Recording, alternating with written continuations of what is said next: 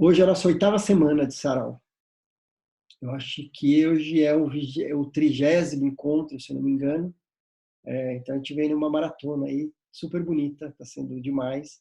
Sempre com o Instituto Olga Rabinovich nos apoiando e sendo caminhando junto com a gente e promovendo tudo isso.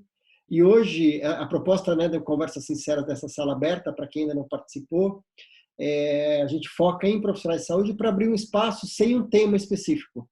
A gente vai começar a papear e ver o que é necessário, como que a gente precisa se apoiar, o que a gente precisa conversar.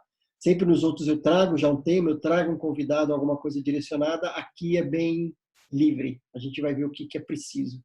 Eu gosto disso também, de falar o que se manifesta, o que a gente tem que...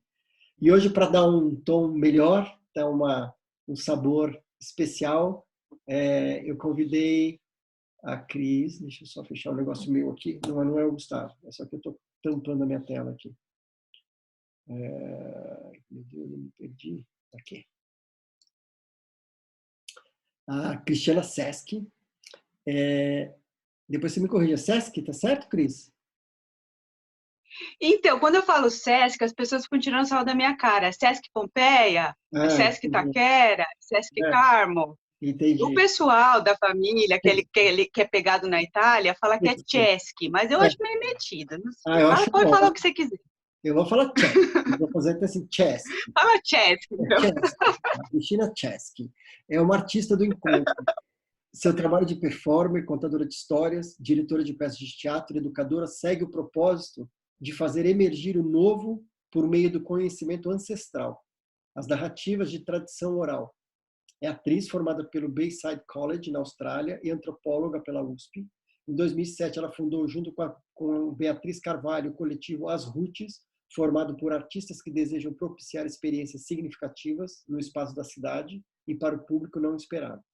Em 2014, ela ganhou o título de mestre em ensino e aprendizado da arte pela ECA, na USP, ao apresentar sua dissertação A Menina, o Cavalo e a Chuva, a arte de contar histórias e a cybercultura. Segue sua busca de contato entre o ancestral e o novo, pesquisando as conexões entre arte e a saúde, como integrante do Núcleo de Humanidades, Narrativas e Humanização em Saúde da Escola Paulista de Medicina, Universidade Federal de São Paulo, e pela orientação do professor Dante Marcelo C. Galian. Cristiana, Cris, seja super bem-vinda. A gente bateu um papo pelo Instagram e na hora eu já me senti uma vontade. Falei, você não quer vir? A gente vai fazer? E ela falou, quero. Foi assim, muito rápido. A gente decidiu isso porque eu senti que seria muito bem-vindo isso aqui, essa tua arte, sua contação de histórias. Então a gente vai abrir, a ideia é abrir o nosso encontro hoje. Ela vai trazer uma história e depois a gente também encerra com uma outra história, tá bom? Então, é com você, Cris. Vou tirar meu WhatsApp aqui. Essa apresentação, que você fez, né, me deu vontade de fazer uma outra também, que é assim, que me conecta muito com vocês, assim, com os profissionais da saúde, nesse tempo presente. Que assim, a minha mãe, ela é baiana. E eu não sei se vocês sabem, mas baiano gosta de colocar o nome juntando dois nomes, né? Então, minha mãe, ela me deu um nome que é o nome da minha avó, Cristina, São Carlense, contadora de histórias. A minha avó Cristina gosta de contar histórias picantes, eróticas, mas também gosta das histórias religiosas. Dependendo do público que está assistindo ela manda uma picante ou uma religiosa. Essa é a avó Cristina. E a minha outra avó é a avó Ana. Ela é, né, porque ela está no meu coração, ela é enfermeira. Então, junta a Cristina com Ana, Cristiana, que diz muito sobre o que eu faço hoje, porque eu sou uma contadora de histórias que gosta muito de trabalhar com os profissionais da saúde, na saúde. Assim, é muito admirável, eu não tenho nem palavras para dizer o quanto eu aprecio e quanto eu honro o trabalho dos profissionais da saúde. Então, para mim, é muito, muito, muito especial estar aqui, conversando com vocês. E aí, para acender a fogueira desse nosso encontro, eu pensei numa pergunta, que é assim: por que a gente faz o que a gente faz e a gente continua continua fazendo o que a gente faz, mesmo que chova canivete, mesmo quando tudo parece desabar, a gente continua fazendo e fazendo e fazendo e fazendo. Então, para colocar lenha nessa fogueira, vou contar uma história para vocês que é muito antiga, muito, muito, muito antiga, que ela se passa num tempo em que as pessoas viviam um fim de mundo. Era um fim de mundo. As pessoas tinham uma sensação da mentira, da dor, da raiva, da tristeza. Tinha muita notícia ruim, tinha doença, tinha solidão, tinha desconforto com o próximo, ninguém mais se ouvia. E nessa época, que era um fim de mundo, viveu um homem de coração nobre, um homem muito especial. O nome dele era Jacob. E o Jacob, ele gostava de procurar a beleza da vida. Ele gostava de encontrar nas coisas simples da vida a grande satisfação. Então ele sentava no banco da praça, lá de onde ele vivia, e ficava sentindo o sol bater no rosto, ficava olhando as pessoas, as plantas, jogava a conversa fora, tinha tempo para as pessoas, para ouvir as pessoas. Só que com aquele mundo todo virado de avesso, o Jacob sentiu vontade de fazer algo eficaz para ajudar as pessoas, para tentar modificar alguma coisa.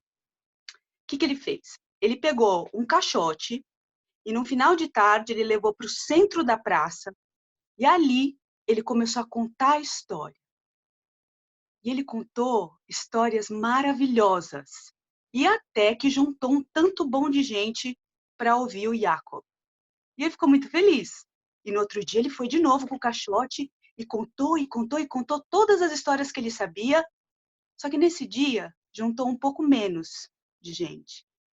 E assim sucessivamente. Ele foi contando, contando, contando, até que ficaram pouquíssimas pessoas. Mas ele insistiu, porque ele sabia que as histórias têm um nutriente, elas são nutritivas, e elas podem entrar dentro do coração da pessoa e fazer acender uma luz. Então ele continuou contando, e passou o tempo, e sabe que já não tinha mais ninguém ouvindo o Jacob na praça.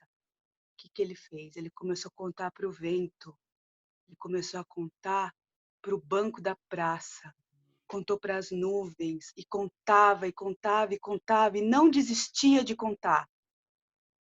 Teve um dia que ele começou a contar de olhos fechados, para ouvir o que ele falava, sabe?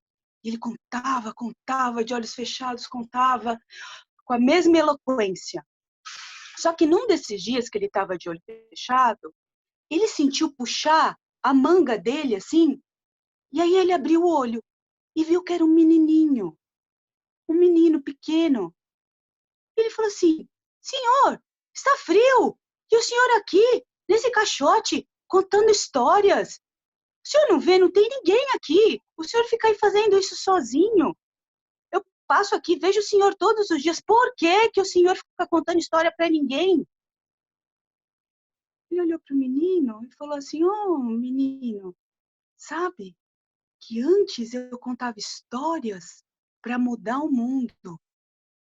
Hoje eu conto histórias para que o mundo não me mude.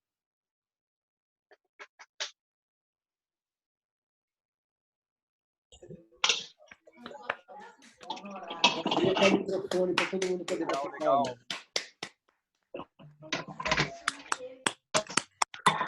Vai escutar as palmas de todo mundo, está muito silencioso.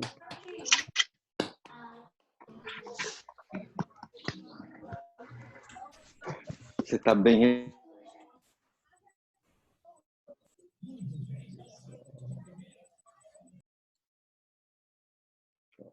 Eu só abri um pouquinho para a gente bater as palmas. Agora eu fechei de novo. Que demais isso. Que bela fogueira que você acendeu, hein? Gente, pelo amor de Deus, deu para ouvir? Eu fico tão tensa, eu não consigo ver as pessoas direito, eu não sei direito fazer isso, sabe? Por Zoom. Pelo amor de Deus, se parar assim, vocês falam: Cris, parou, que eu nunca sei. Foi perfeito. Não teve nenhuma falha, deu para ouvir Ai, você, deu para ver você, não teve nada, foi ótimo. Foi perfeito. que bom. E foi a história que a gente Tinha que ouvir, eu acho. Você entrou no... A gente não sabia que história que era. Ela trouxe o que era... Então eu queria somar essa história, que essa história nos inspire para o que vocês estão precisando de conversar hoje. Qual é a conversa que a gente vai ter hoje? O que essa fogueira aí acendeu para a gente levar para essa conversa hoje aqui?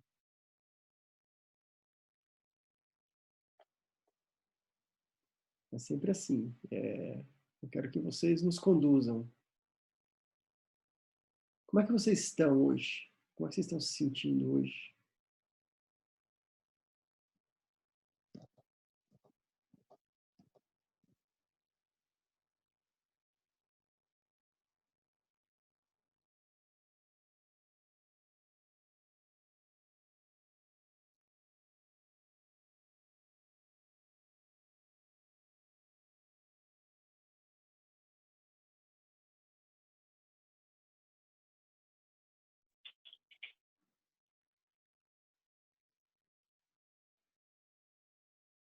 Interessante, hoje está mais silencioso. Será que é isso que a gente está precisando?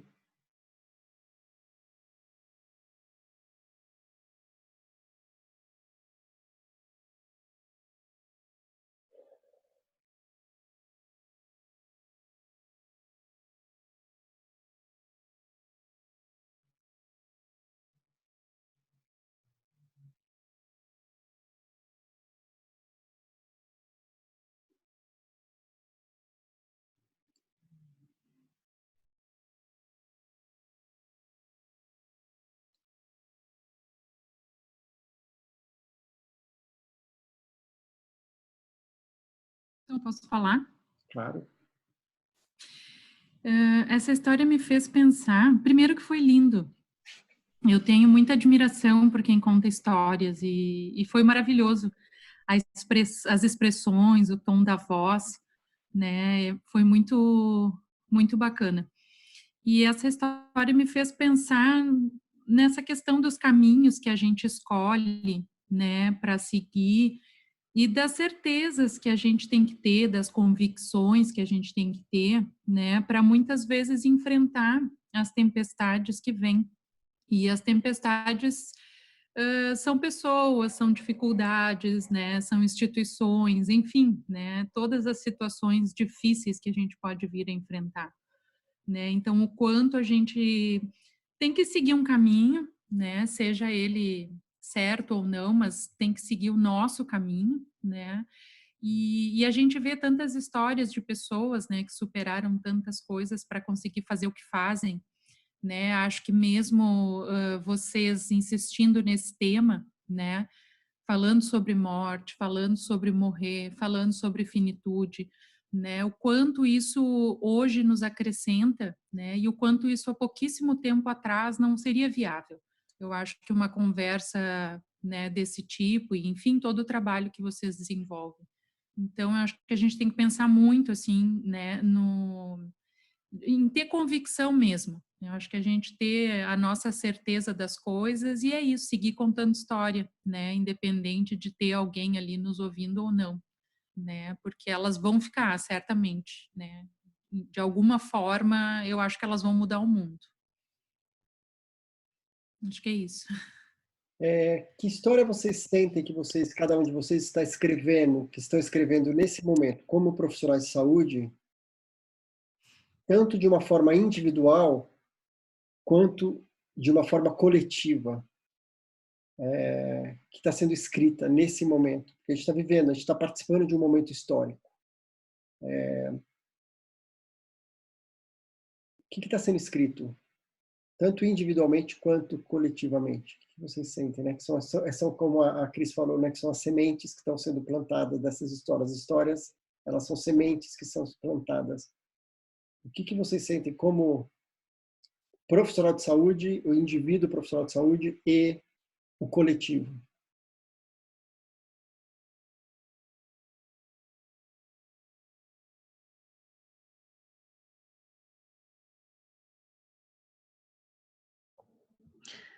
Você sabe, Tom, você falando disso, me lembrou uma uma outra história. Porque, assim, conforme a Cristiana foi contando, me veio várias perguntas na minha cabeça. Pensei, nossa, parecia que contar a história era uma coisa tão boa, né? Que fazia tão bem para ele. Por que será que ninguém escutava mais a história? E por que será que ele insistiu tanto? Assim, ele fala, é para o mundo não me mudar, mas por que ele quer permanecer dessa forma, sabe? Me lembrou muito, eu não tô na linha de frente, mas me lembrou muito um colega meu que falou assim, cara, às vezes parece que eu tô aqui enxugando gelo, fazendo, um amigo meu que tá na linha de frente, eu tô fazendo tudo que eu posso, mas não, sei lá, acho que não faz o menor sentido o que eu tô fazendo, né? Então, me lembrou ele como se ele tivesse contando história para ninguém ouvir, sabe? Ele continua fazendo mesmo, ele só continua fazendo. E aí a outra história que eu lembrei foi uma que meu pai me contava quando eu era pequena, que era de um rapaz que ia na praia e pegava as estrelas do mar que ficavam na areia e jogava para a praia, jogava de volta para o mar. E ele fazia isso sempre. Até que um dia a outra pessoa chegou para ele e perguntou assim: "Por que você joga as estrelas de volta no mar? Você nunca vai conseguir jogar todas elas, não vai fazer a menor diferença o que você está fazendo." Aí ele olha, pega uma estrela do chão e joga de volta, fala: "Mas para que ela fez? Para aquela estrela fez diferença."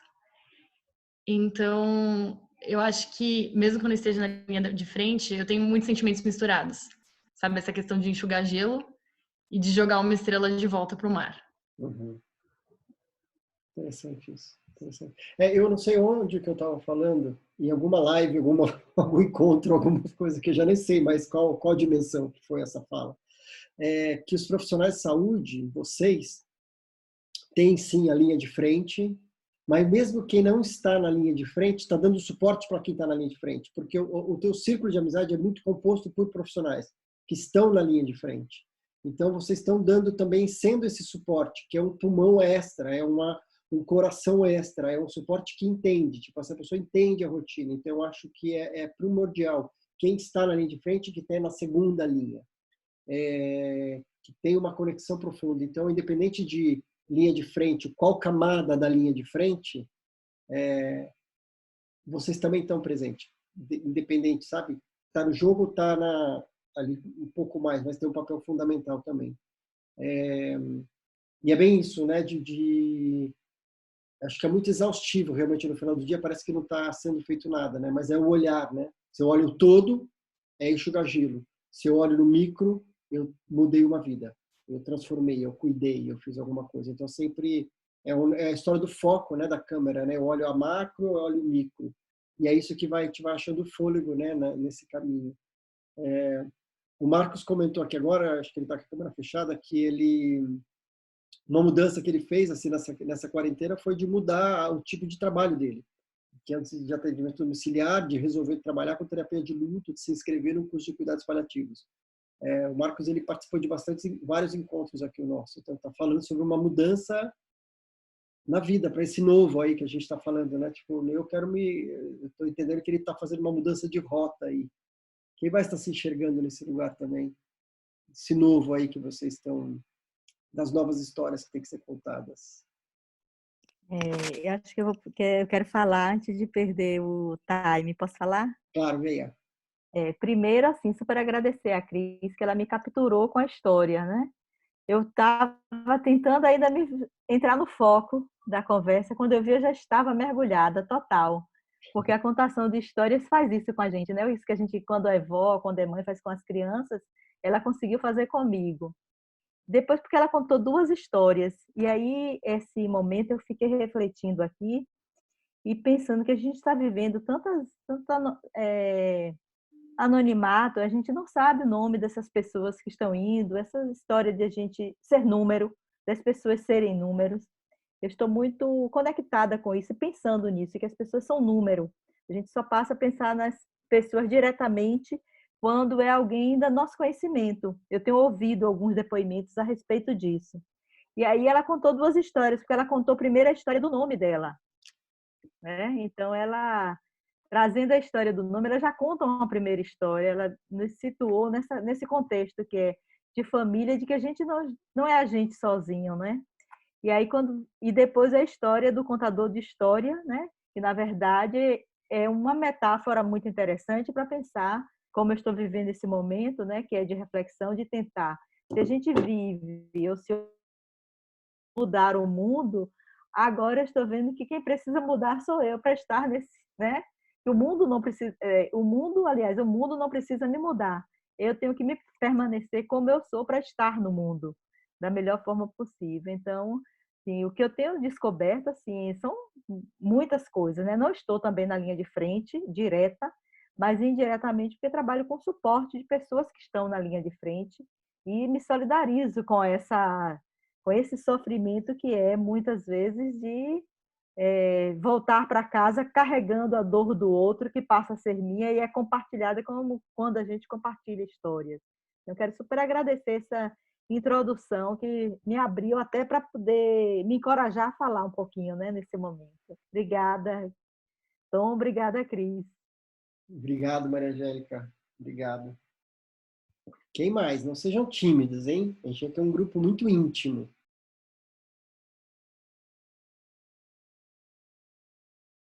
A Ariane, que sempre fala, tá quieta hoje. Tá tudo mais quietinho hoje. Mas é interessante também. Tá tudo certo. Às vezes a gente precisa de silêncio. Boa noite. Boa noite, Eu Emília. sou a Emília, tudo bem? É a primeira vez que eu estou no grupo. Quero também agradecer, assim, achei fantástica a colocação da Cris, né? E eu fiquei muito mexida, porque eu fiquei aqui pensando, né? Embora a gente tenha que se preservar no sentido de não deixar que o mundo nos mude, mas como ficar imune à mudança? Porque não necessariamente uma mudança radical a ponto de eu abrir mão de tudo que eu acho importante, naquilo que eu me reconheço. Mas como não agregar informações a esse novo que se coloca a cada dia, né? Aquela nada do que foi será, de novo, do jeito que já foi um dia. E eu acho que diante desse contexto que a gente está atual, assim, a gente é difícil manter aquela cortina de uma certa inocência, eu diria, no nosso olhar de mundo, de que eu passo por ele sem me abalar, desde que eu me coloque no lugar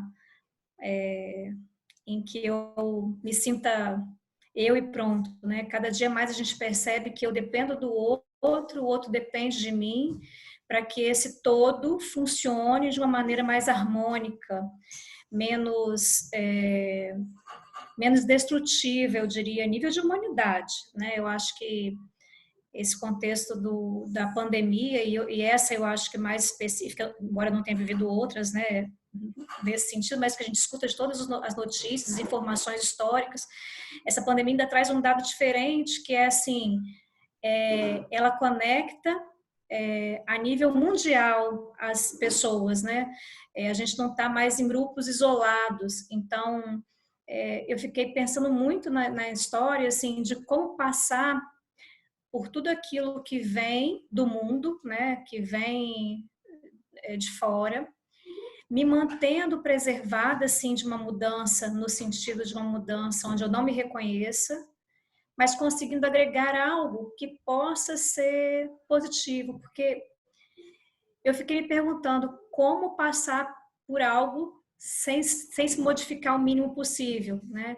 Especialmente quando você se coloca no lugar empático, que eu acho que talvez as pessoas que tenham um pouco menos de empatia, que conseguem tentar, que acabam tendo essa defesa, né, de não se conectar com o outro, vivem um mundo mais individual, talvez se preserve um pouco mais da mudança, embora eu acho que no contexto atual é mais difícil, mas quem tem essa capacidade de um pouco mais de empatia, como passar por isso tudo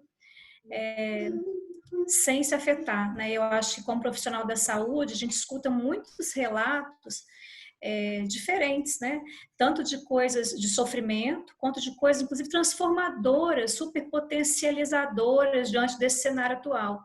Então, eu fiquei me perguntando como levar essas mudanças, conseguindo preservar algo que é meu, íntegro, né? Esse meu que eu não quero abrir mão, que eu acho que é importante, que é enfim, né? Que é valioso.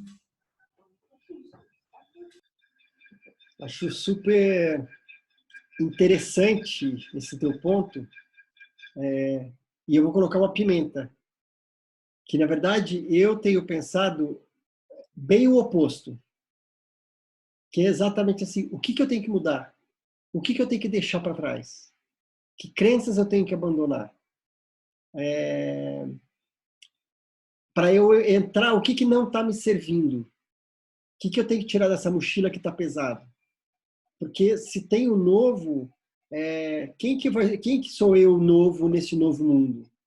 O que hábitos que... Então, para mim, acho que está sendo o maior aprendizado tem sido isso.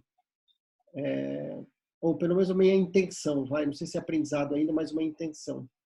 De como... eu tenho no meu braço tatuado, não dá para ver aqui, eu acho, eu não consigo fazer aqui assim, ó. Eu tenho a palavra impermanência tatuada no braço.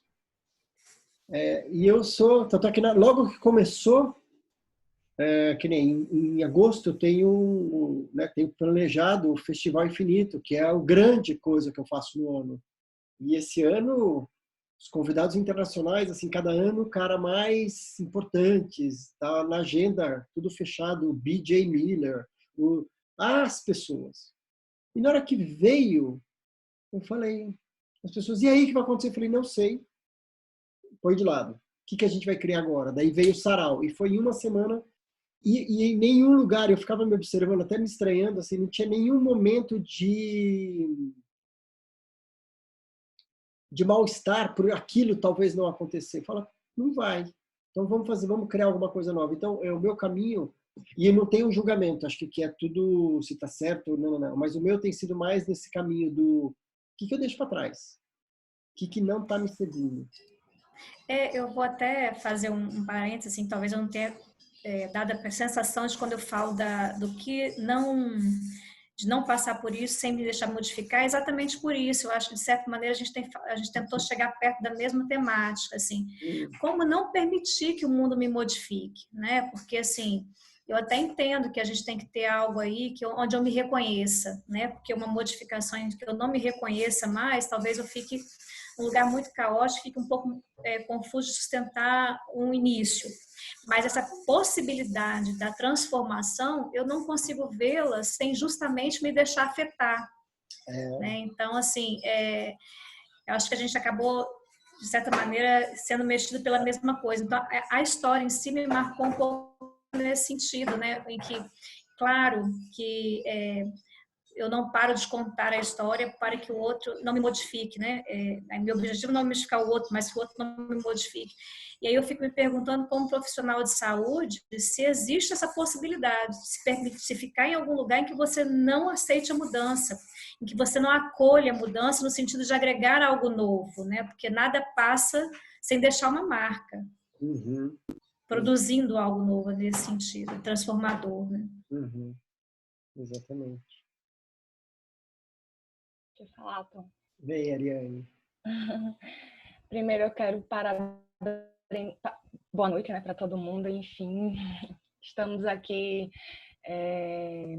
Tom falou sobre a retrospectiva aí de 8 semanas já de Sarau e eu estou aqui toda semana, né, Tom?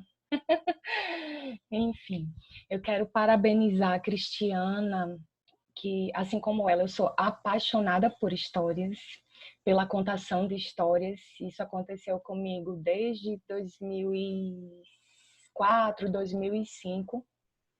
Eu fiz o meu mestrado com a literatura infantil, então na época eu trabalhava em UTI pediátrica e eu comecei a perceber e me inquietar. Eu me senti, quando você falou sobre a história do homem que estava lá, né, na praça, contando histórias e ninguém as ouvia, eu me sentia mais ou menos assim na UTI pediátrica. Então eu entrei numa UTI com crianças internadas e não existia qualquer tipo de recurso lúdico que essas crianças tivessem acesso para poder atravessar aquela experiência que talvez fosse a mais crítica da vida delas de uma maneira mais leve, né? Menos árdua.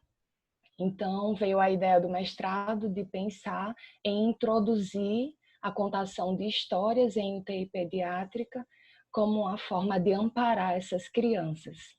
Na época, na UTI pediátrica, os pais não podiam ficar com as crianças. Então, eles iam visitar suas crianças. Havia 3 horários de visita, né, manhã, tarde e noite, e os pais ficavam no máximo 30 minutos com essas crianças. E aí um dos frutos dessa dissertação de mestrado foi exatamente, em primeiro lugar, perceber o quão a ludicidade e a contação de histórias diminuíam, inclusive, a dosagem de sedativos que essas crianças precisavam para se acalmar. Não só por estar numa situação crítica, mas também por estarem na situação crítica de vida delas, afastadas das pessoas que eram mais significativas, né, para elas. E aí, a partir disso, também a gente começou a discutir a introdução dos pais como acompanhantes dessas crianças, inclusive previsto em lei. Então, por mais que fosse terapia intensiva, essas crianças tinham o direito de permanecer com esses pais 24 horas ao lado delas. Então, eu sou fascinada pela contação de histórias, eu também sou fascinada por ouvir histórias e fiz disso a minha profissão. Eu sou psicóloga e o meu grande encantamento é de ouvir a história das pessoas, né? E de poder, de algum modo, tentar fazer com que elas, ou junto delas, ou fazer com que elas possam reconstruir as suas histórias, enfim, as suas dores, né? Ou olhar de uma outra forma para essas histórias. Então, eu lembrei muito dessa questão do trazer o lúdico para o ambiente da terapia intensiva pediátrica, né? Num primeiro momento era só eu lá levantando a bandeira da necessidade que essas crianças tinham, e a gente conseguiu, no fim das contas, abrir uma brinquedoteca itinerante dentro da UTI pediátrica. E aí não só histórias, mas brinquedos, elas passaram a ter acesso também, né, ao longo da permanência. E uma outra história que quando você trouxe essa história, eu lembrei de um poema, se Tom me permitir ler, Sim, que claro, é claro. O Menino e a Peneira. Acho que o menino que carregava água na peneira, de Manuel de Barros.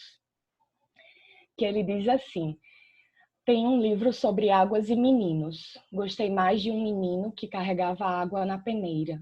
A mãe disse que carregar água na peneira era o mesmo que roubar um vento e sair correndo com ele para mostrar aos irmãos. A mãe disse que era o mesmo que catar espinhos na água, o mesmo que criar peixes no bolso. O menino era ligado em despropósitos, quis montar os alicerces de uma casa sobre orvalhos. A mãe reparou que o menino gostava mais do vazio do que do cheio. Falava que vazios são maiores e até infinitos. Com o tempo, aquele menino, que era cismado e esquisito, porque gostava de carregar água na peneira, com o tempo descobriu que escrever seria o mesmo que carregar água na peneira. No escrever, o menino viu que era capaz de ser noviça, monge ou mendigo ao mesmo tempo. O menino aprendeu a usar as palavras, viu que podia fazer peraltagens com as palavras e começou a fazer peraltagens. Foi capaz de modificar a tarde botando uma chuva nela. O menino fazia prodígios, até fez uma pedra da flor. A mãe reparava o menino com ternura. A mãe falou: meu filho, você vai ser poeta. Você vai carregar água na peneira a vida toda. Você vai encher os vazios com as peraltagens e algumas pessoas vão te amar por seus despropósitos. Estar hoje na área da saúde, para mim, é um grande despropósito, né? Somos meninos que carregamos água na peneira, mas não desistimos. Estamos o tempo todo empenhados em produzir o cuidado, né?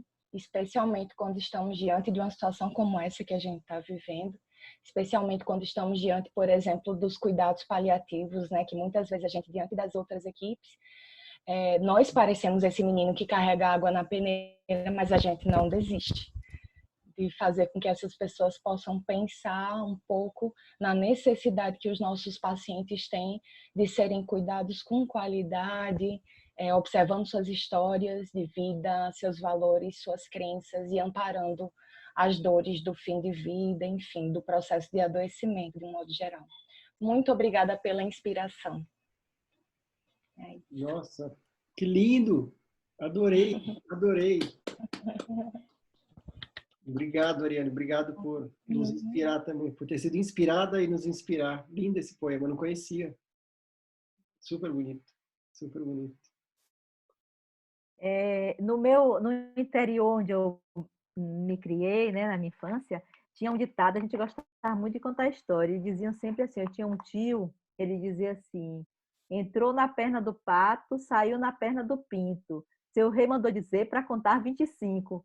Então, sempre que alguém contou uma história, é como se puxasse outra história, né? E a gente vai fazendo isso. Achei super legal, Ariane, quando você traz isso, que aí quando você falou da peneira, terminou a história da peneira, lindíssima, de Manuel de Barros, eu lembrei de um conto que diz que uma pessoa que carregava água numa vasilha furada, quando ele chegava ao final, ele não tinha água. E quando ele vai falar sobre isso, que ele olha para trás, aí ele vê que, na verdade, ele foi semeando, ele foi molhando as laterais do caminho onde ele passava, que aí floriu. O caminho passou a ser florido. Então, assim, achei lindo que você trouxe isso, que me acionou essa outra lembrança, e lembrei desse meu tio, que dizia sempre isso, que uma história puxa a outra. Obrigada, Ariane. Como a Cristiana disse, né, a história são sementes. Então, e aqui o terreno aqui é bem fértil. A semente, plá, já vai nascendo muito rápido. Isso é muito bonito. Que mais? Pode falar. Vou tirar você do mundo aqui. Eu não consegui você o teu nome aqui, só tá psico... Valéria. Valéria, tudo bem, Valéria? Isso.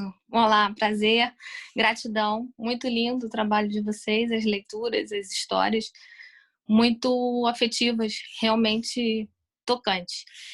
Então, o ponto que eu quero trazer para vocês é contar. Eu tô com suspeita atualmente de estar com corona, mas com sintomas muito leves. Mas durante a madrugada eu senti um calafrio, assim, durante uns 10 minutos. E uma coisa que eu nunca passei na vida, tamanha intensidade na madrugada. E aí, nessa hora, a cabeça deu uma pirada. A primeira coisa que eu penso, né? Pô, peguei essa meleca, né? Agora sou eu. Então, refletir com vocês, né? Quando a gente está sempre nesse lugar de cuidado, de se potencializar para poder dar essa escuta acolhedora para o outro, mas, ao mesmo tempo, também estamos vulneráveis, né? Ao mesmo tempo, estamos também sentindo e vivenciando essa vulnerabilidade de também adoecer. Agora eu estou super tranquila, vou fazer o exame para checar se realmente é isso ou não, mas estou no segundo confinamento, não estou no confinamento da casa, agora estou no confinamento do quarto, que também é uma outra história, né? Quando você se isola da sua própria família. E eu tenho um filho pequeno, tenho um filho de 7 anos e vejo o sofrimento dele, né? Que chegou pequenininho e puxou a cadeirinha para ficar na porta do meu quarto. Então aquilo te toca, que você fala assim, caraca, ele está sentindo muita falta. E na minha filha veio puxar papo e ele se meteu na frente falando, caramba, você está roubando meu tempo, né? Então fica essa disputa, né? Do que a gente pode ainda conversar. Ele pode ficar na porta do meu quarto, ele não pode, então a gente tem que fechar a porta. Fica meio que uma loucura e esse distanciamento, que é um distanciamento ainda maior do que esse primeiro, quanto você circula na casa e quanto você passa a ficar restrita a um cômodo só. Então, pensar o nosso lugar de vulnerabilidade, né, de estar vivenciando também a angústia. É isso. Beijo em todos e prazer de estar aqui dividindo com vocês. Obrigado por trazer isso, viu? Obrigado pela tua vulnerabilidade de se abrir e contar isso. Eu fiquei curioso, e como é que foi esses 10 minutos? O que te veio à cabeça? O que você pensou? Houve medo? Como foi esse sentimento? Teve tempo de sentir alguma coisa ou o calafrio não te deixou em lugar nenhum? Como foi isso? Olha, eu tenho uma questão assim, pessoal de espiritualidade. Então, só me vinha na cabeça alguma coisa no sentido de me ligar a alguma coisa maior e de pedir proteção e que aquilo passasse, mas nem oração eu conseguia fazer, porque era uma coisa de uma potência, de um tremor interno. E eu só falei, isso tem que passar, isso tem que passar, tem que passar. E passou rápido.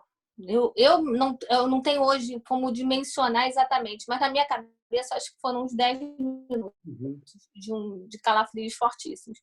Na segunda noite já foi alguma coisa mais suave, e aí eu já tinha conhecimento, e não foi durante a madrugada, me pegou assim tão de supetão. Entendi. E como é que você está agora? O meu estado geral tá bom, entendeu? As febres passaram, hoje eu estou no 5º dia, depois de amanhã que eu acho que eu vou conseguir fazer o exame. Então, meu estado geral tá tranquilo. Agora é mais a questão do confinamento mesmo. E o medo de não contagiar o restante, né? De não se tornar um vetor das pessoas que estão aqui comigo. Esse ponto que ela está trazendo é importante. Alguém gostaria de comentar um pouco isso? Sobre essa vulnerabilidade, né? De ser o cuidador, se colocando no lugar do ser cuidado e esse desafio de ser o vetor, tanto para a família quanto para o paciente. Acho que a Roseli quer falar, né, Roseli?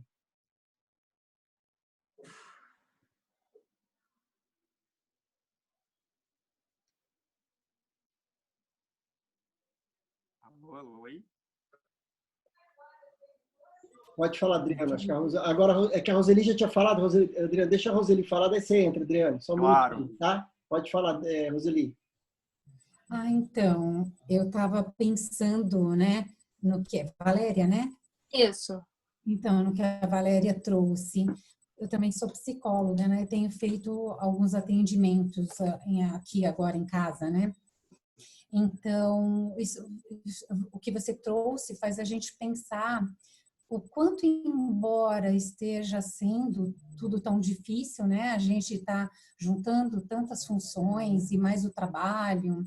E eu tenho uma mãe de 93, está até aqui do meu lado, gemendo ali. Então, quanto juntar tudo isso parece tão difícil, mas que ao mesmo tempo, quando a gente olha para uma outra pessoa, como a gente está escutando a tua história, a gente pode perceber o quanto eu, por exemplo, com toda uma carga, mas ainda estou numa melhor condição do que você, porque eu ainda posso transitar, né, dentro de casa. E você teve que se restringir a um quarto. O quanto a gente ainda tem que olhar para isso e pensar, puxa, eu ainda estou feliz, né? Eu ainda estou bem. E se Deus quiser, você sai logo disso e fica bem também. Mas estendendo um pouco mais da gente pensar o quanto também outras pessoas vivendo de um modo tão precário podem estar tão pior, né? Sim! Então, você faz a gente ir viajando, assim, pensar que dentro de tudo isso a gente ainda pode estar muito bem, né? Era isso. Obrigado, Zé. Gratidão. Você quer falar, Adriano? Oi, tudo bom? Boa noite. Boa Estão me noite. ouvindo? Sim. Sim. É a primeira vez que eu estou participando e queria parabenizar aí. E estou gostando muito queria colocar aqui minha experiência, assim como a nossa colega colocou, eu também estou com suspeita. Eu sou veterinário e eu trabalho com cuidados paliativos veterinários. E também, quando eu soube que talvez estivesse, né, porque a gente fez alguns testes rápidos no meu trabalho e o meu deu positivo. E eu não tinha sentido nada. E aí, automaticamente, a minha cabeça, né, dá aquela pirada. E agora eu estou aguardando o sorológico para confirmar e estou de quarentena. E, ao mesmo tempo que a gente escuta várias histórias, né, que alguns ciclos que se encerram durante essa pandemia, eu gostaria de trazer uma experiência minha, né, como veterinário, que são ciclos que estão começando. E a experiência que a gente tem hoje é com a família multiespécie, como a gente trabalha, né, que são as pessoas, os animais. E a gente está numa fase em que nunca se adotou tanto animal. Então, cães e gatos estão sendo muito adotados, ou pessoas estão adquirindo, né, também estão comprando animais. Então, nos Estados Unidos, há relatos de que os canis de adoção ficaram vazios, em que as pessoas procuraram esses animais para justamente serem companhia nesse momento de pandemia. Eu não sei se isso a longo prazo será bom, porque realmente algumas pessoas podem se arrepender, então a gente não tem como saber isso, mas a princípio são novos vínculos sendo criados, novos cuidados sendo dispensados, né? Então, eu achei legal trazer essa história aí de novos vínculos sendo trazidos à tona aí, de pessoas que nunca pensaram em ter animais e quando se sentiram muito sozinhas, recorreram a recorreram a esses animais, né, que realmente são muito companheiros nesses momentos, né? Até eu mesmo, eu já tive um animal, não tenho mais, e eu tô pensando em pegar um para passar a quarentena comigo, né? Mas vamos ver como é que vai ser. Tá bom? Obrigado a todo mundo aí, tô aqui participando. Que legal, obrigado por você trazer isso. Eu não tinha. É super interessante, né? A gente não tem ideia da dimensão e da transformação que isso tudo está acontecendo. Assim, todas as camadas. Tudo está sendo impactado. Imagina nesse hábito de, por um lado oposto, né? De vários animais começarem a ser adotados, das pessoas quererem essa companhia. Espero que consigam manter isso.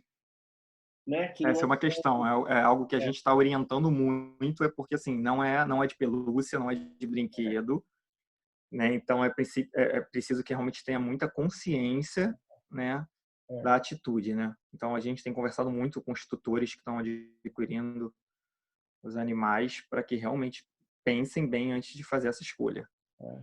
Acho super interessante. E ao mesmo tempo, tem psicólogos aqui, né? Me ajudem a ver se eu não vou falar besteira. Eu acho interessante também essa questão, né? De também a pessoa não conseguir lidar com esse vazio, não lidar com esse incômodo e, tipo, preciso de alguma coisa para me ajudar a isso. E não estou julgando. Eu acho super legal. Eu só estou questionando, levantando, que também acho que tem esse lado também, né? Se o quanto é consciente, o quanto é, tipo, eu não suporto a isso e eu preciso de alguma coisa para tapar Uma fuga, né? uma fuga, tapar esse buraco. E que não estou julgando, não estou achando errado, só acho que pode ser alguma coisa. Não sei se alguma psicóloga quer falar alguma coisa. Tipo, Tom, fica quieto. Ou se faz sentido. Eu estava num webinar antes daqui com o Dr. Neuri Botega, que ele é psiquiatra, tem alguns livros pela Artmed, né? Crise Suicida, entre outros. E aí uma questão que ele trouxe muito bacana foi de pensar que esse caos externo que nós estamos vivendo nos acionou também para nós refletirmos, ficarmos mais introspectivos, mais em contato conosco e aí percebermos as nossas gambiarras existenciais. Eu achei muito bacana esse termo que ele utilizou. Gambiarra. E o quanto isso tem nos incomodado em função desse contato com as gambiarras existenciais, que a gente vai tocando, levando com a barriga, né? Enfim, com um turbilhão do cotidiano que não nos deixa, não nos permite entrar em contato nem refletir. E nós também não queremos que isso seja permitido, porque isso é muito embaraçador, é muito perturbador. Verdade. E Tom fez o questionamento a respeito da gente pensar um pouquinho sobre essa questão do vazio, né? Que a gente fica mesmo, é difícil se viver com vazio. Tanto que no início, quando você fez a primeira pergunta, você vê como o silêncio se instaura e como há um certo desconforto no silêncio. E aí você consegue dizer para a gente assim, podem ficar, né? Pode ser isso mesmo, porque às vezes a urgência é de preencher, né? E a gente vai preenchendo. E acho que esse momento, assim como a Ariane falou, né, do webinar que ela estava assistindo, a gente está observando mesmo nossas gambiarras, mas também acho que é uma oportunidade também que a gente está tendo de ver nossas potencialidades e se reconhecendo até no que a gente não imaginava que era capaz de fazer, né? De ser, de lidar com aquela situação. Você, antes de começar, você estava com um mini grupo aguardando as pessoas e estava conversando a respeito de quanto que nota estava se dando, né? Cada um se dando. E aí, amorosamente, você dizendo assim, que a gente precisa mesmo dar uma nota boa. E aí eu fiquei refletindo, não, eu acho que eu estou tirando uma nota muito boa mesmo, dentro de todo esse contexto, né? Porque, de fato, a gente está descobrindo coisas novas. Né? Total. Muito bem. Alicia, acho que queria falar, né, Alicia? Olá, bom, primeira vez que eu estou participando também, apesar de conhecer o Tom aí de outros eventos aí, mas eu queria falar um pouquinho sobre a vulnerabilidade, né? Porque acho que a Ariane colocou muito bem agora, que a gente às vezes não quer olhar para a gente, né? E eu trago aqui a minha experiência muito particular. Eu sou médica, mas tenho uma condição cardíaca, eu tenho um defeito no coração, nasci com um defeito no coração e não posso ter contato e me expor por causa do risco da doença, né? Então, assim, em 20 anos de formada, foi a primeira vez que eu deixei de ser médica. Entendi. Então, é uma perda de identidade muito grande. A gente, profissional de saúde, a gente acaba vestindo essa carapaça, né? E primeira coisa que você fala, meu nome é tal e eu sou médica, eu sou psicóloga, sou enfermeira, sou fisioterapeuta, eu sou, né? A gente se identifica mais com a profissão do que com a gente mesmo. E quando a gente perde essa identidade, né, esse vínculo com a profissão, seja por que motivo for, você acaba tendo que se reconectar com você mesma, né? Falar assim, opa, muito prazer, vamos lá, o que você faz? além de ser médico, agora que você não trabalha, quem é você realmente, né? Então, é uma coisa que a gente tem que sempre olhar para esse lado, mas nós, profissionais, às vezes nos esquecemos, na maior parte das vezes, de olhar. E quando acontece por uma situação, seja qual for, a gente tem que ligar esse ponto aí, que às vezes é difícil, né? Olhar para dentro. Eu acho super importante. Mas discutir, assim, conversar é muito bom. Eu acho super importante esse ponto que você está trazendo da vulnerabilidade, né? Quem eu sou, porque realmente, né? Os profissionais de saúde, mas acho que muitos profissionais, a gente sempre usa essa eu sempre brinco, né? Quem é você sem esse jaleco? Ou quem é você sem esse crachá? E o médico ou o profissional de saúde, quando ele está com o paciente, e se ele está tão apegado com esse jaleco, fica muito difícil, né? Dele se conectar, porque daí o jaleco traz respostas. Ele traz as respostas, ele traz as certezas, ele traz o tratamento e tudo mais. E para você se conectar com a pessoa de verdade, com a pessoa, para entender quem é esta pessoa, se você tiver com toda essa carcaça do jaleco, é difícil de conectar. Então, eu sempre falo muitas vezes, para ter uma conversa, às vezes até é importante você tirar o jaleco, como um ato simbólico até, para a pessoa. Tira o jaleco, coloca e se conecta. Até para você falar, ó, eu sou eu pessoa física, não pessoa jurídica, conversando com você para se conectar. Que daí que acontece o encontro, né? Além desse jaleco, além da capa protetora. Que daí que é verdade. Eu vou só concluir que a Ariane também trouxe uma coisa interessante, é a gente ter a oportunidade de ouvir essas histórias, né? Porque às vezes a gente fecha os nossos ouvidos e não tem a oportunidade de ouvir essas histórias, nem dos pacientes e nem as nossas próprias, né? A gente não quer ouvir nada disso, não quer falar nada disso. Então, depois, se alguém quiser, eu ontem comecei a ler um livro de um autor português que tem um título muito curioso, né? Ouvir com Outros Olhos. É fantástico, é muito legal. São ensaios, e o primeiro ensaio dele, que ele fala exatamente isso. Como é que a gente deve ouvir com outros olhos, com outra cabeça. Vale muito a pena. Quem que é José Luiz Peixoto? João Lobo Antunes. Ele foi um neurocirurgião daqui de Lisboa, da Universidade de Lisboa, faleceu há uns 4 anos atrás, mais ou menos, e ele publicou uma série de ensaios, e um deles é esse Ouvir com Outros Olhos, que é um título bem sugestivo, né, para a gente abrir os nossos ouvidos e os nossos olhos. Vamos ver com outros olhos, né? Que sensacional, achei sensacional. Eu queria... Pode falar, Ariane, pode falar.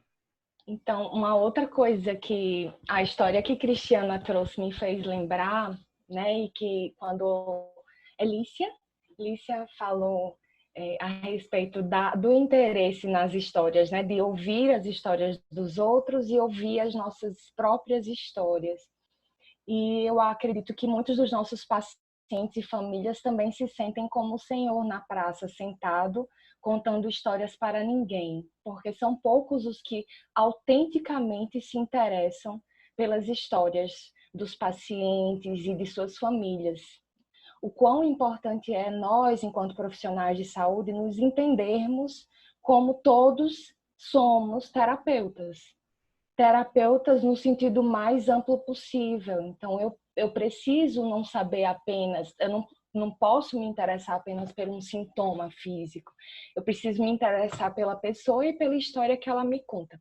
Hoje eu vivi 2 situações muito difíceis no hospital. Uma delas envolvendo uma grande amiga que está com um pai com câncer. E eu fui atendê-lo, né? E ela estava como acompanhante. E eu vi os olhos dela lacrimejando e muita dor, e eu não podia abraçá-la.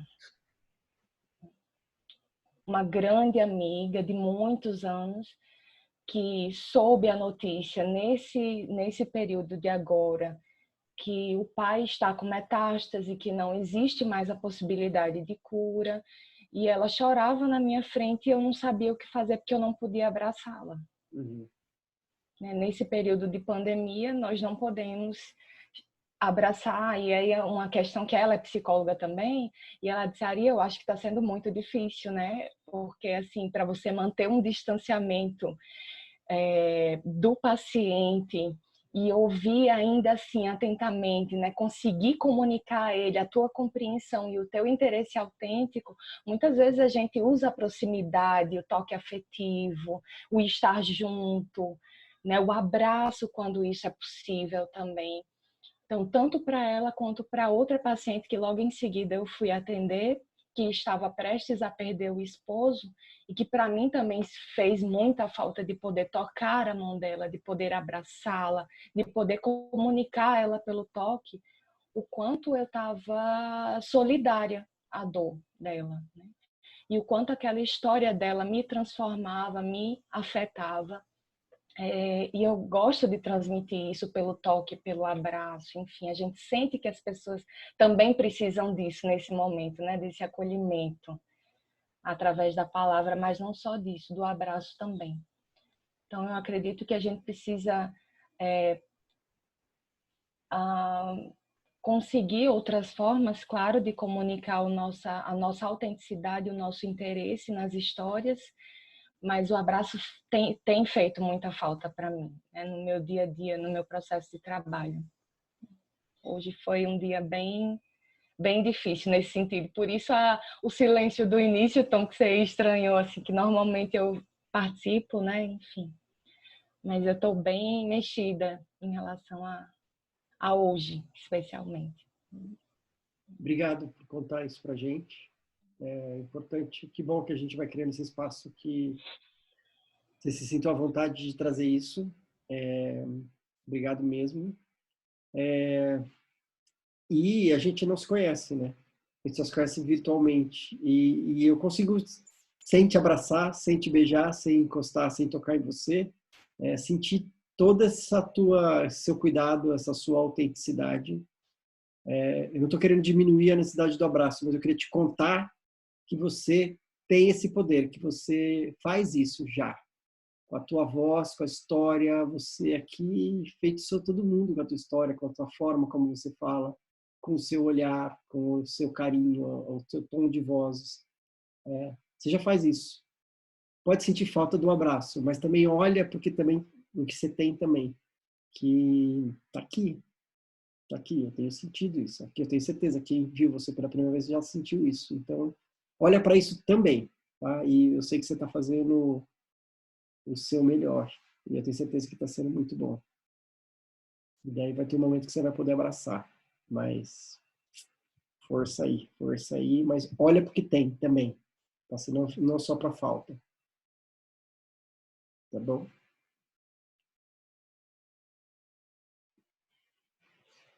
Acho que o Marcos quer falar alguma coisa, levantou a mão aqui. Marcos, é isso?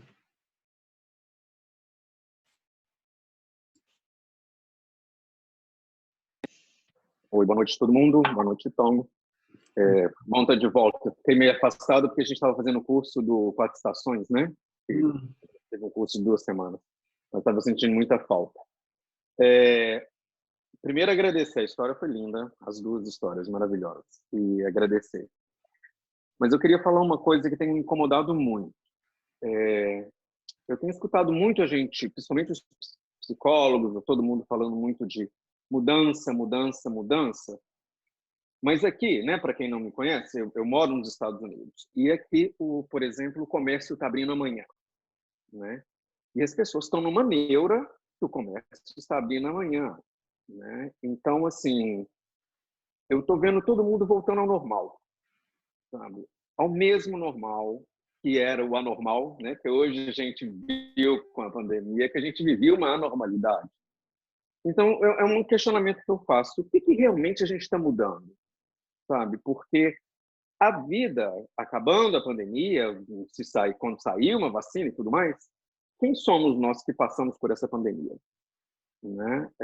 Vamos ser os mesmos? Vamos ter que viver uma outra pandemia? Né? Eu pergunto isso porque eu não tenho uma visão muito positiva do que está acontecendo. Né? Quando eu vejo esses textos muito lindos de um mundo novo, que o vírus, né, colocou pobre, rico, todo mundo no mesmo barco, eu falo assim, não é verdade. Não é de forma alguma, né? E aqui nós estamos nos Estados Unidos, a gente está indo para 100 mil mortos, né? E vamos chegar a esses 100 mil mortos. E já é assim, essa segunda onda ela vai chegar aqui para a gente, porque as pessoas estão realmente já vivendo o normal. Você já está vendo as pessoas na rua se beijam. Ai, que saudade! E se beijam. A gente ainda não pode se beijar. Né? A gente ainda não pode se abraçar.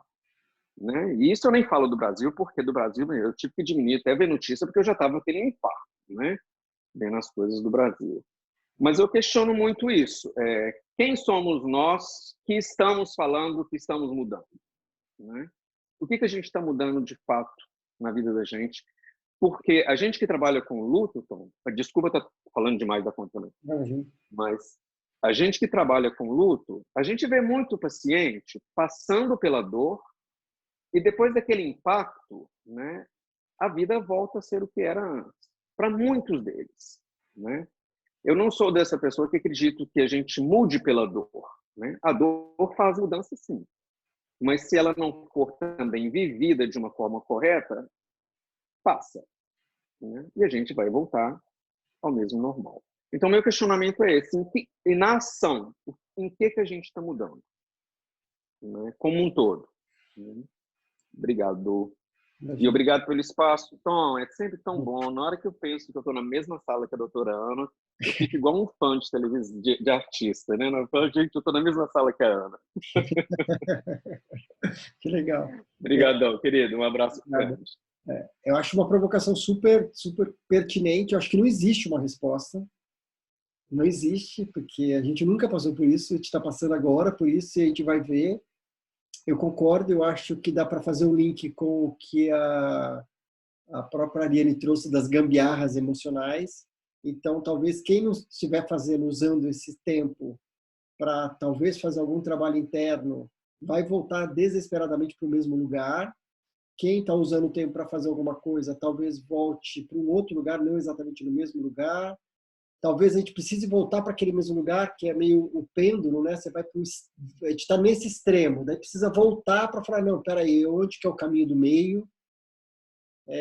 Então, talvez o primeiro movimento seja voltar e tentar exatamente aquele normal. E daí, de repente, fala, mas parece que também não funciona mais esse normal. É que nem você termina uma relação, daí você quer voltar. E você fala, mas na verdade não tá bom mais mesmo. Né? Daí que você percebe. Então, sei lá, eu acho que é um processo. Então, ou seja, bem aquilo, né? Eu tenho que ser a mudança que eu quero do mundo. Então, assim, é cada um da gente. Não dá para ficar pensando nós como o que eu estou mudando, o que eu vou mudar, o que eu quero mudar. que eu quero deixar morrer, o que eu quero deixar nascer. Eu acho que é por aí. Eu queria, antes de a gente abrir para a última história, eu queria só fazer uma provocação. A gente pode escrever, para ninguém ficar com muita vergonha. Quais são as gambiarras emocionais que você está usando na quarentena? Quais são as suas gambiarras emocionais? Eu vou falar aqui, ó. Comida.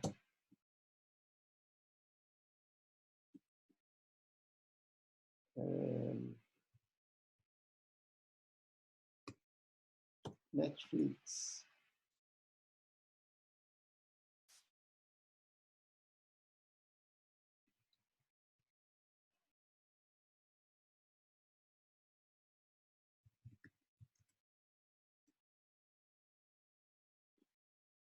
Vamos, tenham coragem, para de... Vocês não têm gambiarra, não? Só eu vou ficar o gambiarro aqui. Lives, 1000 lives, cigarro, lives, webinars, Netflix, jogos virtuais, trabalhos, redes sociais. No começo, nas primeiras 2 semanas, eu bebi, eu tinha vontade, eu não bebo normalmente, eu adoro beber, adoro cerveja, adoro vinho, adoro tudo, mas eu bebo de vez em quando. No começo, era quase todo dia eu tinha que tomar alguma coisa. Sorte que eu parei. Beber mais. Gambiarras, tá tudo certo. Faz parte. Mas eu sei que tem coisa pior aí que ninguém tá contando, mas tá tudo bem. Tá tudo certo. Cristiana, vamos voltar para a sua história. Alguém tem mais alguma coisa? A gente pode abrir uma última história, abrir para fechar, a gente encerrar com chave de ouro. Alguém tem alguma coisa mais? Ou vamos para a história? Batata frita. No começo eu tomei muito sorvete. Eu estou comendo muito doce, no começo muito sorvete.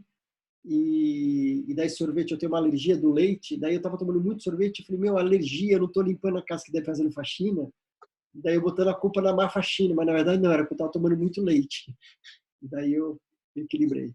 Eu pude relaxar na faxina e parar de tomar sorvete. Pronta, Cris? É com você. Espera aí, só um minutinho. Deixa eu ver quem tiver com o microfone aberto, por favor, fecha. Está tudo fechadinho? Tá. Então, beleza. Com você. Gente, a conversa é sincera mesmo, né? Essa é a ideia. É conversa sincera. É muito adorável ver a pessoa falando com o coração, né?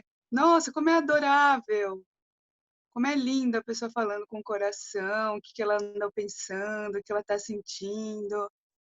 E eu vi uma live do Tom que ele falou isso, né? Que essa é a nova intimidade, né? A gente conseguir, por essas telinhas, cada um no seu microcosmo, falar com o coração, falar o que está sentindo. Eu tenho 2 grandes amigas minhas aqui participando, a Dani e a Vivi, e são contadoras de história também, são mestras, pessoas, amores da minha vida. E a gente conversa também, a gente tem conversado muito, assim, tem sido muito bom ter amizades de verdade, assim, né? Aquelas amizades boas perto da gente durante a quarentena, tá muito bom. Bom, então eu vou contar uma história agora, que ela é dos povos do norte do Canadá. É lá de cima, daquelas terras, daqueles povos do norte, daquele lugar frio, frio, frio, frio. Pensa que nesse lugar tinha um vilarejo. E esse vilarejo ficava na orla de uma floresta. Nesse lugarzinho bem pequenininho, tinha uma casa bem modesta onde morava um velho, muito velho, tão velho que ele era o último da geração dele. Era a última pessoa, ele não tinha mais amigo ali perto dele. E ele também não convivia com a família, ele vivia sozinho naquele casebre. E esse velho, ele carregava um peso no peito. Era um vazio pesado. Era um vazio, não é desse da peneira do menino, não é desse do vaso rachado, era um vazio difícil. E ele já não tinha mais gambiarras emocionais. Ele estava vivendo uma situação que ele queria desaparecer. Então, a primeira coisa que ele pensou foi em ir embora. Ele falou, vou embora daqui, não quero mais ficar morando aqui. Só que ele pensou que talvez as pessoas achassem que ele tinha feito alguma coisa errada, ele estava se sentindo envergonhado. Então ele falou, não, já sei, eu vou morrer. É isso que eu vou fazer, vou morrer. E eu vou ser comido pelos ursos. Talvez a minha morte tenha algum significado, pelo menos para os ursos. Então, imbuído daquele pensamento, ele foi até a beira do rio. Era um fim de tarde. Aí ele deitou ali onde tinha uma grama macia, colocou a cabeça na pedra, assim, num lugar onde tinha bastante salmão, que ele sabia que os ursos iam aparecer. Aí ele ficou lá com a cabeça assim, deitado, pensando, esperando os ursos chegarem. Aí, gente, veio um raio de sol, assim, no rosto dele. Aí ele pensou que talvez aquela ideia não era muito boa, não. E aí, quando ele pensou, ele levantou. Só que quando ele levantou, começou a aparecer da folhagem cabeças de urso. 1, 2, 3, 4, 5, 6, 7 cabeças de urso foram andando na direção dele. Aí ele teve uma ideia, assim, de súbito, ele disse, olá, ursos! Olá! Eu vim aqui porque eu quero convidar vocês para um banquete na minha casa. É isso. Eu quero convidá-los para um banquete. Vocês aceitam ir comer comigo amanhã? E no meio daqueles ursos, tinha um de pelo bem branquinho. Parecia o cabelo da cabeça do velho. E esse urso de pelo bem branquinho começou a falar na linguagem dos ursos. Começou a falar e falou na linguagem dos ursos por um tempo. Os outros ursos ouviram, olharam para o velho, olharam para o mato e foram embora. O que ele entendeu? Que no outro dia os ursos iam lá comer com ele, na casa dele. Então ele voltou para o vilarejo e avisou todo mundo, falou, olha, amanhã os ursos vêm almoçar comigo. E as pessoas falaram, velho, você é louco, velho. Você quer se matar, você se mata sozinho. Os ursos são nossos inimigos. Ele nem ligou. Ele foi para a casa dele e fez uma bela de uma faxina. Limpou cada cantinho da casa dele, deixou a casa dele um brinco e começou a cozinhar. Ele não sabia direito o que os ursos gostavam, mas ele sabia o que ele gostava. Então ele fez uma comida que ele adorava. Também pegou vinho, sobremesa, deixou tudo pronto. E no outro dia, ele foi encontrar os ursos. Só que antes de encontrar os ursos, ele pegou um pote de tinta vermelha, mergulhou os dedos e fez 2 traços aqui, ó, na testa. Mergulhou de novo, fez num braço, e de novo no outro braço, e mais uma vez no coração. Aí ele foi caminhando até a orla do vilarejo. Quando ele chegou lá, 1, 2, 3, 4, 5, 6, 7 cabeças de urso apontaram e foram seguindo o velho até a casa dele. Quando chegaram na casa dele, foram para o quintal e tinha uma fogueirinha acesa. Os ursos sentaram ao redor da fogueira como se fosse gente e começaram a comer a comida do velho com aquela boca boa, assim, comeram. E aí, quando acabaram de comer, aquele urso do cabelo branco começou a falar de novo. Contou uma história misteriosa. Contou, falou. E quando o urso acabou de falar, eles abaixaram a cabeça, olharam para o velho como se dissesse a hora de ir embora. E eles foram saindo da casa do velho. Só que cada urso que passava por ele lambia aquela tinta vermelha, como se tirasse toda a tristeza dele.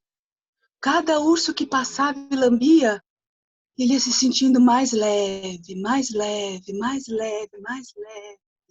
muito leve. E aquele pesar que ele carregava no peito foi embora. Aí, de repente, um urso que já tinha saído voltou e falou assim, olha, eu já fui gente, mas vivi muito muito tempo com os ursos. E eu vim falar para você um recado daquele urso mais velho. Ele mandou dizer que sabe como você se sente, que sabe como é ficar sozinho. E que toda vez que você precisar, a gente pode voltar aqui para um outro banquete. Desde esse dia, esse vilarejo lá no norte do Canadá fala que a gente tem que chamar as nossas angústias, os nossos medos, as nossas incertezas para um belo de um banquete.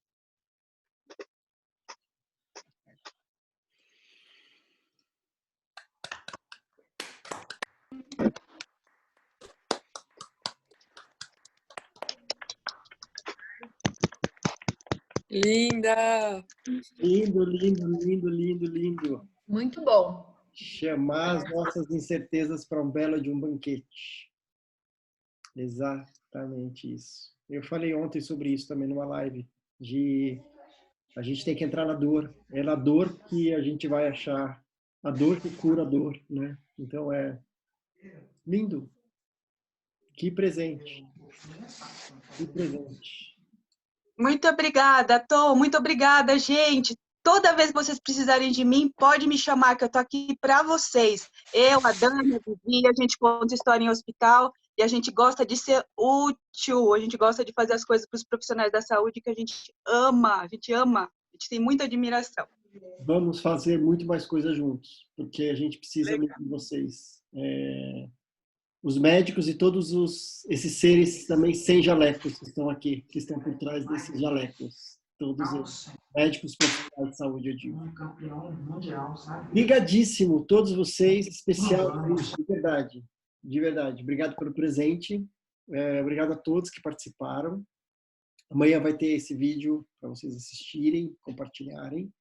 Amanhã vai ter uma conversa linda também, no Conversas Sinceras. A gente vai falar sobre o luto do homem, com dois caras, o Daniel e o Rafael, que são incríveis, o Rafael Stein e o Daniel. Vai ser bonito. Rafael Stein. Isso. Ele participou do festival ano passado. E também na quinta-feira a gente vai ter a Karen Scavatini falando sobre... Esqueci o nome do tema, mas é sobre a parte psicológica. Né? Ele até lançou uma plataforma agora, junto com o Google, então ela vai vir contar sobre isso. Então, todos super bem-vindas. Tenho certeza que vai ser super bonito. Tá bom? Um beijo. Nossa, adorei essa história. Vou dormir mais feliz.